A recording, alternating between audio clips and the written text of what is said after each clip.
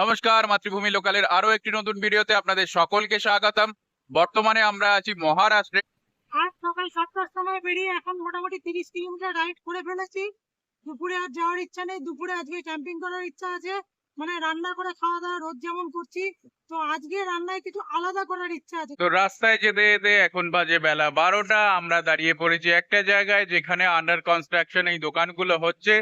তো উল্টো দিকেই পেট্রোল পাম্প আছে, সেই হিসেবে একটা ভালো জায়গা পেয়েছি আমরা, যার জন্য এইখানে দাঁড়িয়ে গেছি। আর দেখছি সঙ্গীতা টুকটুক করে কি করছে, একটু দেখা যাক। সঙ্গীতা, কি করা হচ্ছে? আজকে ক্যাম্পিং এ করা হবে মাছ। মাছ পেটুক বাঙালি, অনেকদিন ধরে মাছ খাওয়া হয় না, মন করছিল।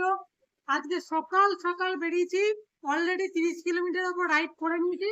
মাছ ভাত খাবো, তারপরে যাব বিকালে রাস্তায় আবার। তো এটা কি মাছ? মাছের নাম কি বললো সেটা ভুলে গেলাম, কিন্তু এই 4 পিস মাছ মাত্র 20 টাকা নিয়েছে আমাদের থেকে। মাছ কি ধোয়া হয়ে গেছে? তো মাছ কে খাবে? আমরা দুজনেই খাবো।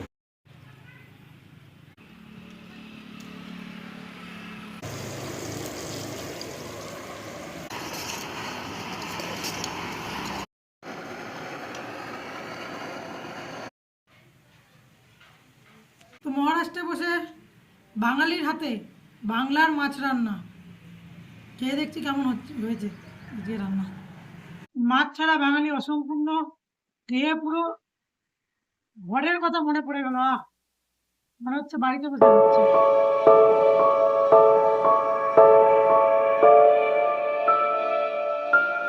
আমরা আজকে মাছ ভাত খাওয়ার পর দুপুরবেলা বেস্ট অনেকক্ষণ রেস্ট নিয়েছি, প্রায় 5টা পর্যন্ত। তারপর বেরোলাম টুকটুক করে।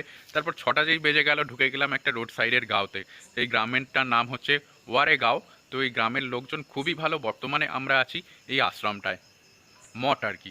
এই মঠটায় গণপতি বাপ্পা পিছনে দেখতে পাচ্ছেন, ভেতরে আরও দেবী দেবতা আছেন। তো এখানকার মানুষজন খুবই ভালো, আমাদের থাকার ব্যবস্থা তো করেই দিয়েছেন, খাবার ব্যবস্থাও করেছেন। আর এখানে সরপঞ্চ যিনি আছেন এই গ্রামের, তিনি এসেছিলেন। অনেকক্ষণ ধরে সবাই মিলে গল্প করলাম। তো এরপর খেয়ে দিয়ে নেব, তারপর শুবো।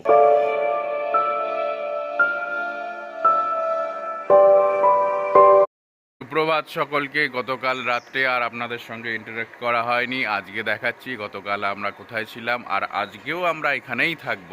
গতকাল আমরা ঐতিহাসিক ইলোরা গুহা ভ্রমণ দেখেছি নিজের চোখে, তো দারুণ সুন্দর দেখতে লেগেছে। গতকাল আমরা রাত্রে ছিলাম এই আশ্রমটিতে। এই যে পেছনে আমাদের বাচ্চা দুটো আছে, সঙ্গীতা রান্না করছে।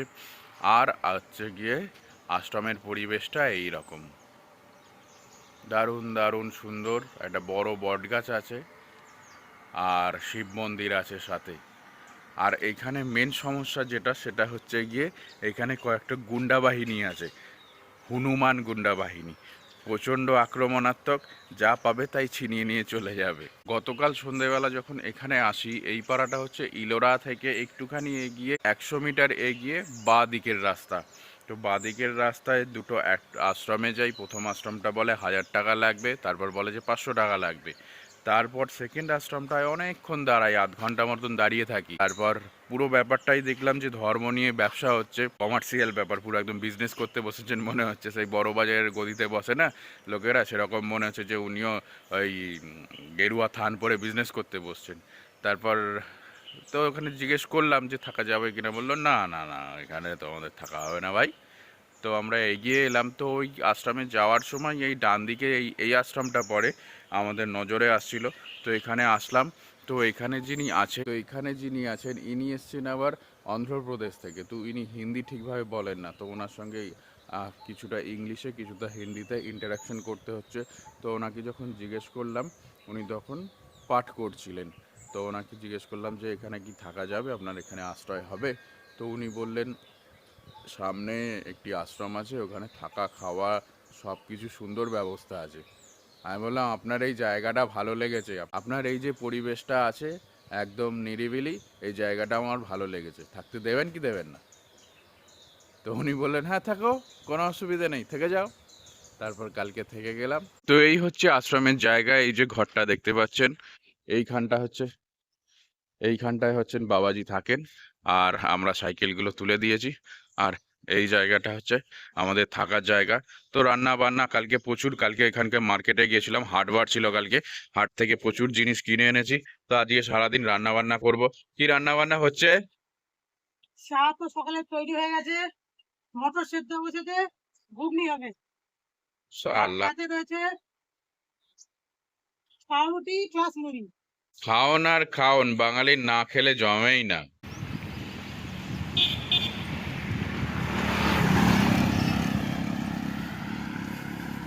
বর্তমানে আমরা আছি ঔরঙ্গাবাদে। গতকাল রাত্রে আমরা পৌঁছেছিলাম গুরুদুয়ারাতে। তো গতকাল রাত্রে আমাদের ওনারা আলাদা রুম দিয়ে দিয়েছিলেন, খাওয়ার ব্যবস্থা করে দিয়েছিলেন। আজকে সকালে টিফিনেরও ব্যবস্থা করেছিলেন, লঙ্গরে যেটি হয়। তো আমরা এখান থেকে সব একদম রেডি হয়ে তারপর বেরোচ্ছি নাসিকের দিকে।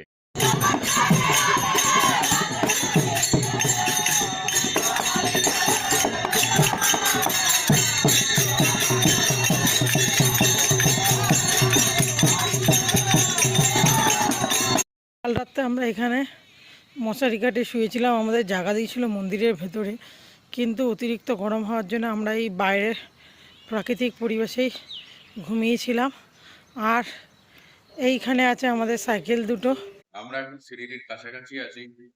আর এখানে দুপুরবেলা একজন দাদা আমাদেরকে স্পেশাল খাবার খাওয়াচ্ছে, যেটা হচ্ছে এখানকার লোকাল ডিশ। সেটা হচ্ছে গিয়ে ডাল বাটি। এই যে ডাল আছে, ডালের বড়া, বাংলার ডালের বড়া যেমন হয় সেই রকম। আর তার সঙ্গে আছে এই যে ঝোল। তো এটাকে এরকম করে মাখতে হয়, ভেঙে ঝোল দিয়ে মেখে তারপর লেবু লঙ্কা পেঁয়াজ দিয়ে খেতে হয়, অনেকটা ছাতুর মতো করে খেতে হয়। আজকে রাতে রাইড করছি। একটু আগে প্রদীপ গেছে, দূরে দেখতে পাচ্ছেন, কারণ এর আগে একটা আশ্রমে ছিলাম। ঘটনাটা পরে বলছি একটু। আগের আশ্রমটা থেকে আমরা বেরিয়ে এসেছি, বেরিয়ে এসে ওখানে বলছিল চার্জের ব্যবস্থা হবে না, বাথরুমও নেই আর জলও নেই। তো ওই আশ্রম থেকে আমরা বেরিয়ে 1.5-2 কিলোমিটার এসেছি। তারপর ভেতরে এসে এই কাকাদের সঙ্গে দেখা হলো। তো এই কাকারা এখানে ছিলেন, তো এনারা পঞ্চায়েত প্রধানের সঙ্গে কথা বলে দিলেন, सरपंचের সঙ্গে। তারপর আশ্রমের ব্যবস্থা করে দিলেন। गाँव का नाम क्या है काका? समसर। कौन सी जिला में आता है? बहुत बहुत धन्यवाद। কাকাবাবুরা কথা বলে দেওয়ার পর আমরা আজকে এই মন্দিরটাতে আছি। চলুন দেখাই আপনাদের কেমন করে আছি আমরা। এইটা হচ্ছে রাম মন্দির।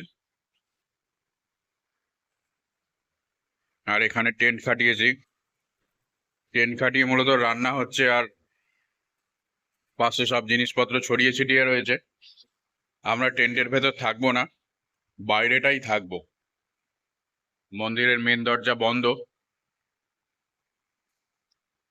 আর এটাকে মুড়ি চানাচুর কাকাবাবুরা দিয়েছেন। এখানে বলা হয় ভেল।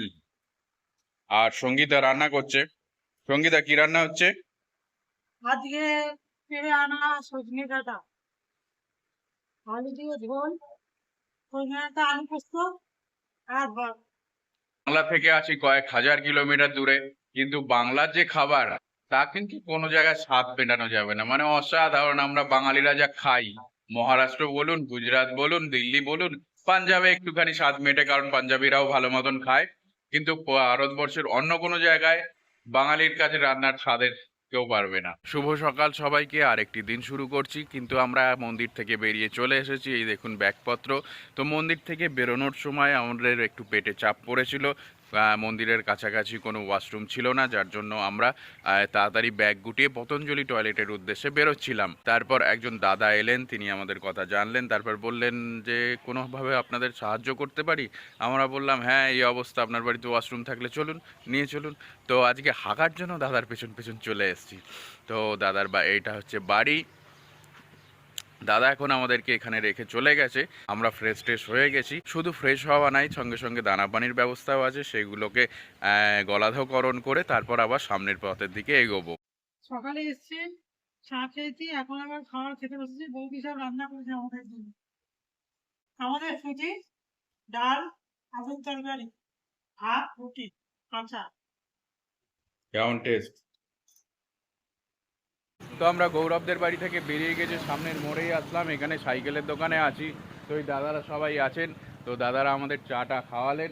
তো এখন সাইকেলের দোকান থেকে কি ঠিক করছি, সাইকেলের দোকান থেকে ঠিক করছি হচ্ছে গিয়ে এই যে সাইকেলের কালকে পড়ে গেছিলো, সঙ্গীতার এই জায়গাটা ভেঙে গেছে, তো এই দাদার দোকান থেকে ঠিক করছি। আর এই দাদারা সব আছেন। আপনাদের অকুণ্ঠ ভালোবাসায় এভাবেই আমরা ধীরে ধীরে এগিয়ে চলেছি। এখনও পর্যন্ত যারা আমাদের সঙ্গে জুড়ে আছেন তাদের সকলকে অসংখ্য ধন্যবাদ। আমাদের পথ চলার ভিডিও যদি আপনাদের ভালো লাগে তাহলে আরও বেশি মানুষের কাছে পৌঁছে দিতে শেয়ার করবেন প্লিজ। দেখা হচ্ছে পরবর্তী পর্বে, ততক্ষণের জন্য সকলে ভালো থাকবেন।